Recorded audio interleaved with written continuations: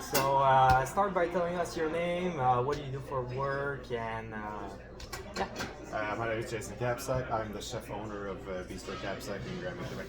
Yeah, that's great. So I'm gonna start by asking a question about motivation of you doing this job, the stress management, and many other questions. So firstly, what do you like the most about your job? It's the part about making people happy.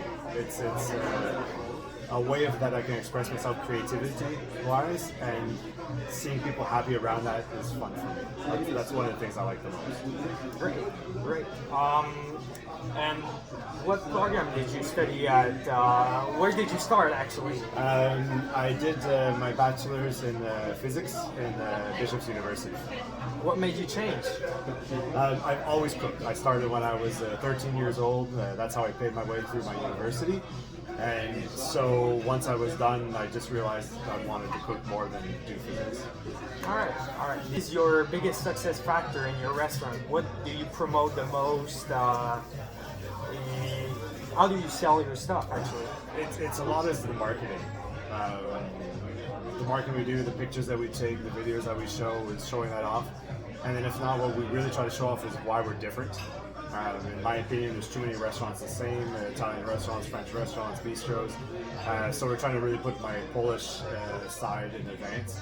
And that gives us a niche because not too many people know what that is, so a lot of people want to discover. So that marketing side for us is our biggest push. Were there setbacks in your career that you realized that I need to change that, it didn't really work? Stuff that you didn't like about where you were going? Yes and no. Setbacks, the biggest, hardest thing was money-wise. Trying to always make that work in the beginning, putting yourself in debt and trying to push your way through that. But we pushed through it by moving to Granby, and ever since then it's been going a lot better. So it's not really a setback, but I mean, it was the hardest thing to get over for me was to get the whole business going, get the money going, and making a living off of it. Great.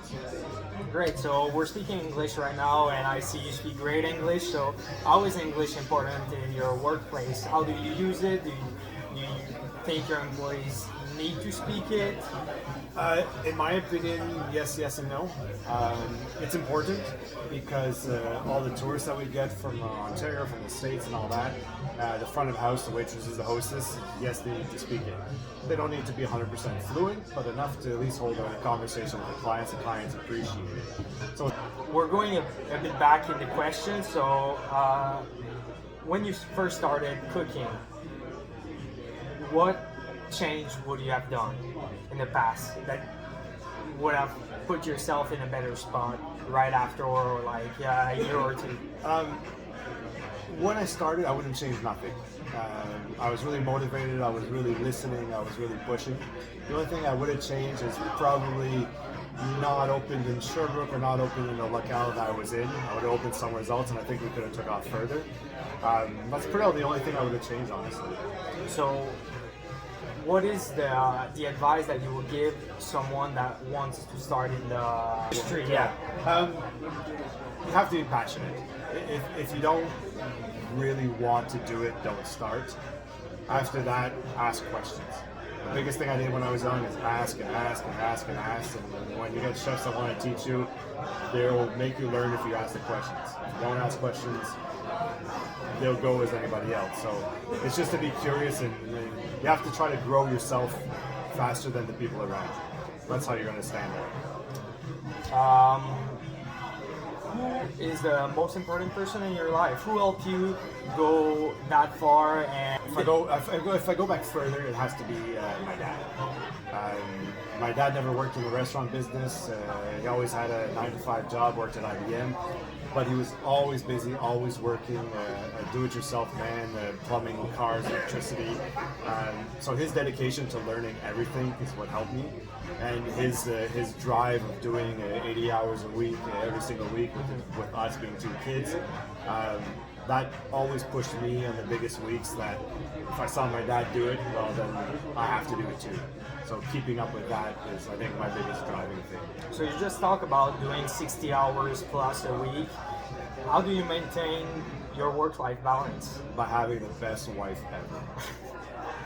That's it. That's the answer. That's great. That's the answer. Having a wife that understands, and since that she does work with me, having someone that understands and supports our dream together. That's the biggest thing. It's having someone that understands and supports you. And some weeks we'll have more home, sometimes we'll have less at home. Having that balance is hard, but having someone that understands is the most important part. Are there any expectations you had about this career that you have found differ from reality, in both good or bad ways? No, I had very good chefs when I was young that told me right away it was going to be hard, rough, divorces, being poor for a long time. And I had a lot of chefs that beat that into my head to try to get me out of the business and to see if I really wanted to push to stay in. And since I did, well, they took me out of the way. That's great. That's it for today. Thank you, Jay. Thanks, man.